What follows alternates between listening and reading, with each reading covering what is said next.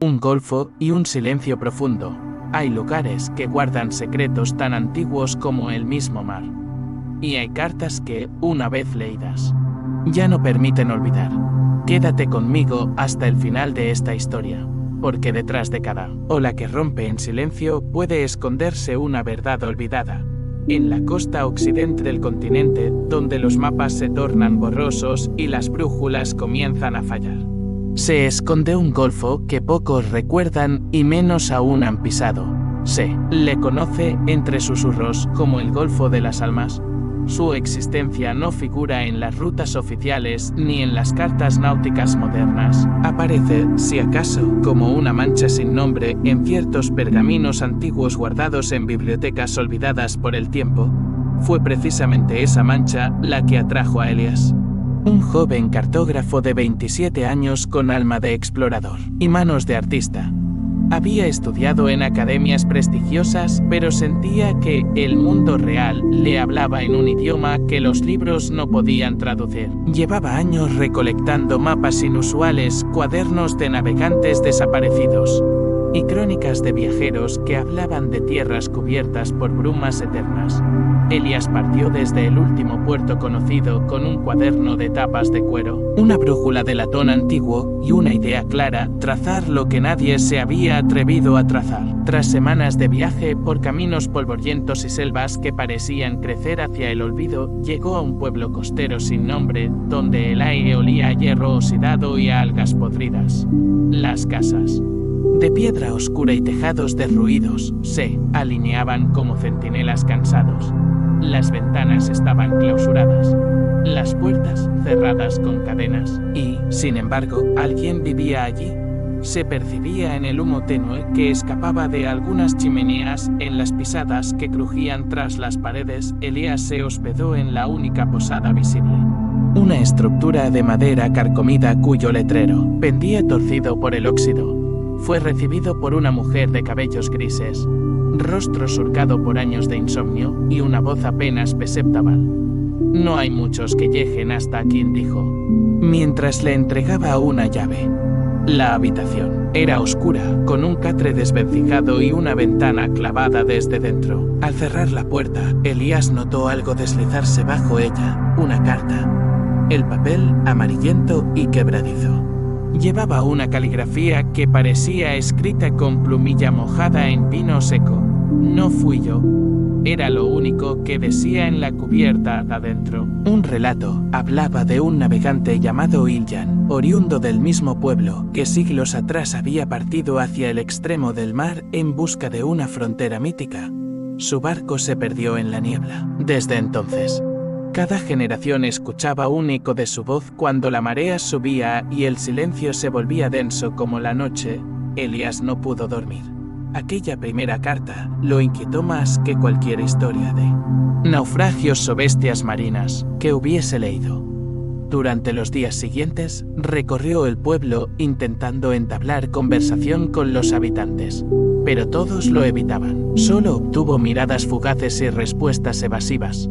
Solo la posadera, en un momento de debilidad, murmuró: la niebla no se lleva solo barcos, también se lleva la memoria del intrigado. Elías se adentró en los archivos del pueblo, ubicados en un edificio inclinado por el salitre. Allí encontró viejos pergaminos, registros incompletos y diarios polvorientos. Iljan había existido. Su partida fue documentada por un tal Fray Simón, quien también desapareció poco después. Uno de los diarios hablaba de un relicario sellado con símbolos antiguos, entregado a Iljan por una orden desconocida. Según el texto, ese objeto contenía algo que no debía ver la luz del mundo nuevamente. Esa noche, Elías volvió al acantilado. El mar parecía contener la respiración. Allí encontró a un anciano, con mirada de abismo y voz susurrante. Le habló del relicario, de su maldición y de los intentos fallidos por abrirlo. Cada siglo alguien lo intenta y cada siglo el mar se cobra un alma, dijo el anciano. Elías, sin saber por qué, sintió que él sería el siguiente. Al regresar a la posada, encontró otra carta sin remitente. Era un fragmento de mapa. con una advertencia escrita en tinta negra: si llegas al centro del golfo, no respondas si escuchas tu nombre. En los días siguientes, Elías reconstruyó el mapa.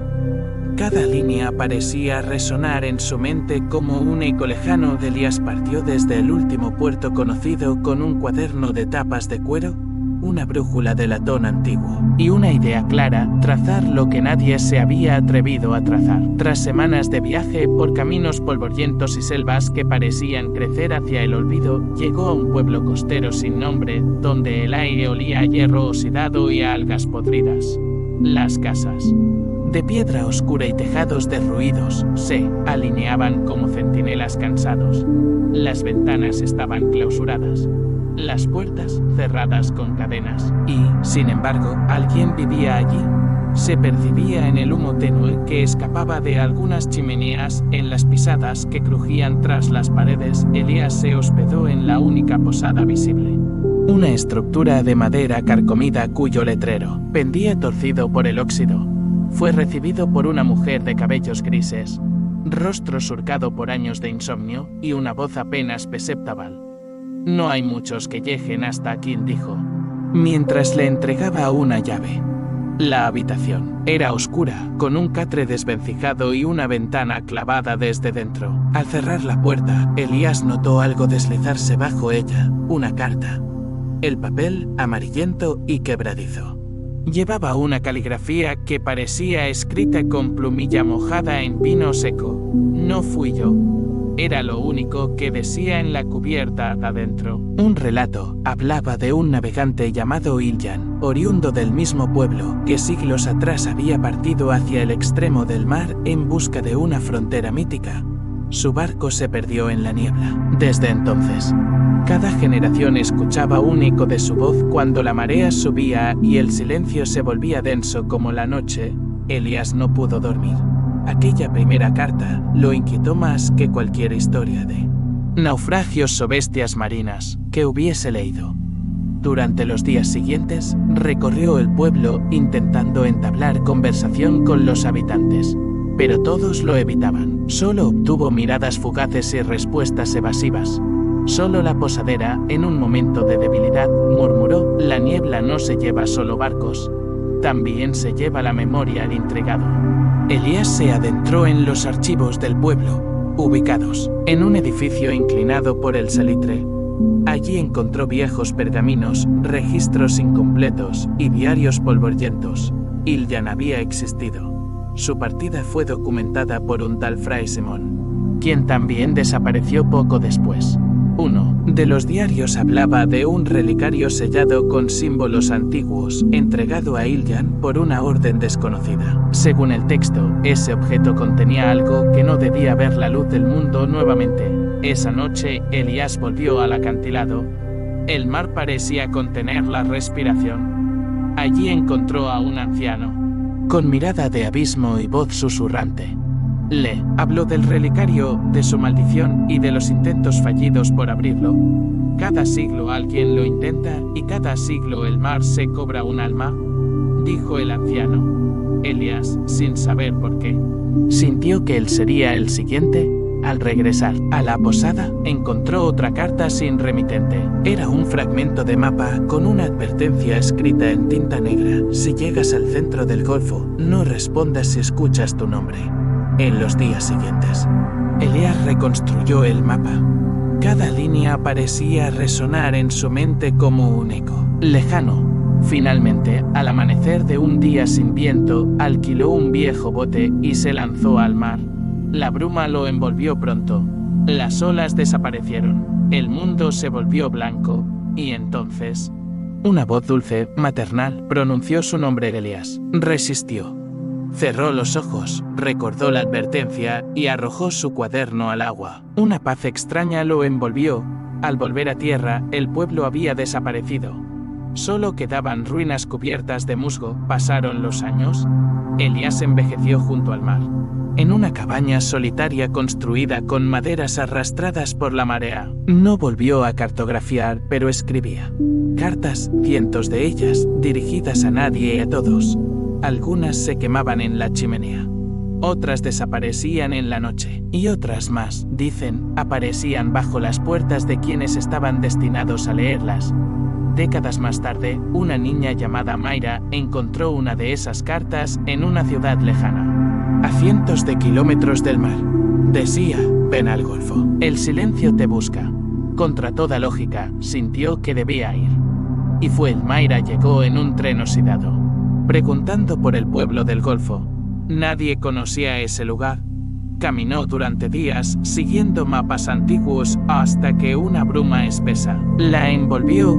Al avanzar, encontró una cabaña. Un hombre viejo la esperaba.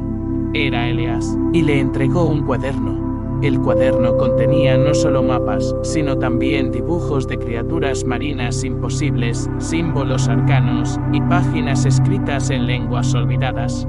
Mayra, aunque joven, comprendió su propósito. No debía trazar nuevos caminos, sino custodiar los secretos que ya existían. Elias murió esa noche en paz, y Mayra tomó su lugar. Ahora, ella escribe cartas. Algunas llegan por mar, otras en sueños. Y siempre hay una advertencia: no respondas si escuchas tu nombre y estás solo. Algunos viajeros aseguran haber escuchado el llamado del mar en ciudades sin costa. Otros afirman haber soñado con la cabaña antes de encontrar la carta. Y hay quienes dicen haber visto a una niña de ojos profundos observándolos desde la niebla, extendiendo una carta que no se puede rechazar. Dicen que es si encuentras una de esas cartas, el mar te está llamando. ¿Y tú? ¿Responderías? Sí, esta historia tocó tu corazón. Suscríbete para más relatos como este. Y no olvides dejar un comentario. ¿Responderías tú al llamado del mar?